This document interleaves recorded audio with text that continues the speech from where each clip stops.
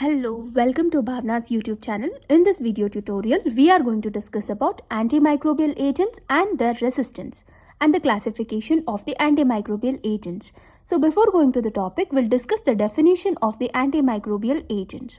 An antimicrobial agent is an agent that kills or inhibits the growth of the microorganisms, so without harming the cells of the host. So this is crucial for medical microbiology, particularly in the treatment of the infections. So the classification is based on the several criteria. They are spectrum of activity, chemical structure, and the mechanism of action. So one by one we are going to discuss in this video tutorial. The first one is classification based on the spectrum of activity. The spectrum of activity refers to the range of microorganisms that an antimicrobial agent can target.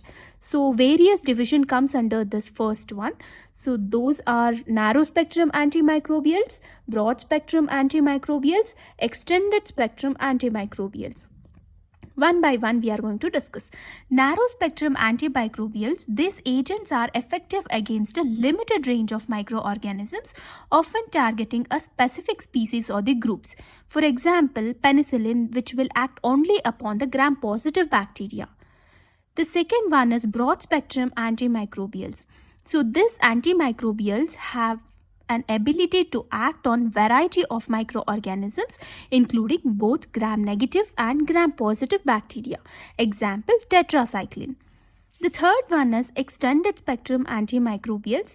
These agents fall between narrow and broad spectrum agents. They can act on broader range of microorganisms compared to the narrow spectrum agents, but they are less comprehensive than broad spectrum drugs. So the examples includes third generation cephalosporins. The main part, second one, is classification based on the mode of the action. So the mode of the action refers to how antimicrobial agent inhibits or kills the microorganisms. Antimicrobials can be classified according to their specific target in the microbial cell. So the first one is cell wall synthesis inhibitors. This agent inhibits the synthesis of the bacterial cell wall, causing the cell lysis and the death of the organisms. Example, cephalosporins. Second one is protein synthesis inhibitors. This agent binds to the bacterial ribosomes and inhibit the protein synthesis, leading to the bacterial growth inhibition. Example, tetracyclines. The third one is DNA or RNA synthesis inhibitors. This agent inhibit the replication and transcription of bacterial DNA or RNA. Example, fluoroquinolones, which will inhibit the DNA gyrase. The next one is cell membrane disruptors. This agent disrupts the integrity of the bacterial cell membrane, causing the leakage of the cellular contents and leading to the cell death. Example, polymyxin. The next one is metabolic pathway inhibitors. This agent inhibits the synthesis of essential metabolic product, example sulfonamides, which will inhibit the folic acid synthesis.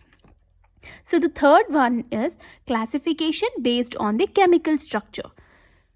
Antimicrobial agents can also be classified based on their chemical structure. This classification often overlaps with the mechanism of action which we have studied now. The first one is beta-lactams. This includes penicillin, cephalosporins, and monobactams. They contain a beta-lactam ring structure which will inhibit the cell wall synthesis of the bacteria. Example includes penicillin, cephalosporins. So the next one is macrolides, a group of antibiotics that inhibit the protein synthesis by binding to the bacterial ribosome. Example, erythromycin. So the next one is aminoglycosides. They are the group of antibiotics that inhibit the bacterial protein synthesis by binding to the 30S ribosomal subunits. So you can easily remember macrolides are also a group of antibiotics which will bind to the bacterial ribosome. But aminoglycosides are the particular group of antibiotics which will bind to the 30S ribosomal subunit of the bacteria. Examples includes gentamicin and streptomycin. So the next one is fluoroquinolones. They are the synthetic antimicrobial agents that inhibit DNA gyrase, an enzyme involved in the DNA replication. So the next one is classification based on the origin. It includes natural antimicrobials, semi-synthetic antimicrobials, and synthetic antimicrobials. So the natural antimicrobials are produced by microorganisms itself, such as fungi, bacteria, which will defend themselves against other organisms. Examples include penicillin, which is produced from fungi Penicillium, and streptomycin, which is produced by bacteria, that is Streptomyces. So the second one is semi-synthetic antimicrobials. These are chemically modified derivatives of naturally occurring compounds. Examples include ampicillin, which is semi-synthetic derivative of penicillin. So the next one is synthetic antimicrobials. These are completely synthesized in the laboratories. Examples, sulfonamides, fluoroquinolones. So the next type of classification is classification based on the bactericidal and bacteriostatic action. So we know the definition of bactericidal and bacteriostatic. So what is bactericidal agents? These drugs will kill the bacteria directly. Example includes penicillin, which will kill the bacteria by disrupting the cell wall synthesis. And the second type is bacteriostatic agents. So what is the meaning of bacteriostatic? So these drugs inhibit the growth and reproduction of bacteria but do not kill them directly. Examples, tetracyclines, which will inhibit the protein synthesis. So the next type of classification is classification based on the target organisms.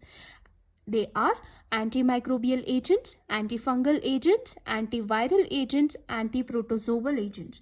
The first one is antibacterial agents. This target bacteria and are most commonly used antimicrobial agents. Example, penicillin. Antifungal agents. By the name itself, you can able to identify which type of agent will kill what type of organism. Antifungal agents. So antifungal agent is responsible for targeting the fungal infection. Example, fluconazole for candida infection. The third one is antiviral agents. This will target the virus by inhibiting the viral replication. So the next one is antiprotozoal agent. This target protozoal parasites. Examples, chloroquine. The next one is anti-helminthic agent. This agent will target the parasitic worms such as helminthes.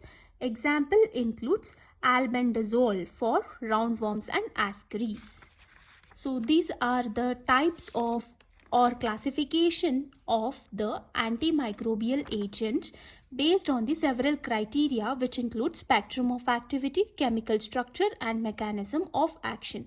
So this is all for today. If you like this video, please hit the like button, share this video with your friends, and subscribe for our channel for such more videos. Thank you.